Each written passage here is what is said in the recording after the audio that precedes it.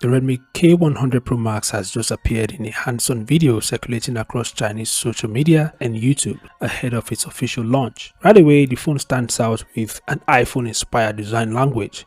It features flat metal sides with subtle curves for a more comfortable grip, a completely flat and large 6.9-inch display with ultra-slim and uniform bezels, and a large camera island positioned in the upper left corner. The hands-on unit is shown in a stunning red finish, featuring a deep wine red matte metal back that moves away from the flashy gaming-inspired styling of previous Redmi K-series devices. And around the camera module, Redmi is also adding some unique touches, including sound by Bose branding and a secondary floating light ring that doubles as a notification indicator and music visualizer. On the hardware side, the Redmi K100 Pro Max looks incredibly ambitious. The display is rumored to support an ultra smooth 185Hz refresh rate. I already told you guys the display size, which is a large 6.9-inch OLED most likely display, and power on the device is expected to be Qualcomm's flagship Snapdragon 8 Elite Gen 5 chipset paired with up to 16GB of RAM and additional custom display processing chips for enhanced visual performance.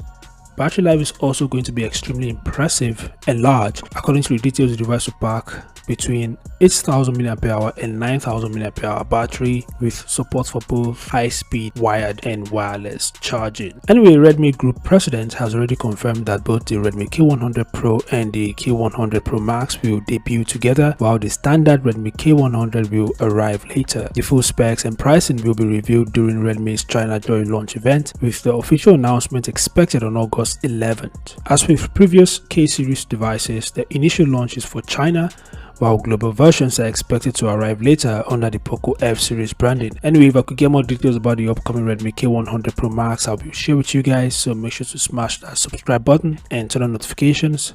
Thanks for watching. I'll see you guys in the next update. Peace out.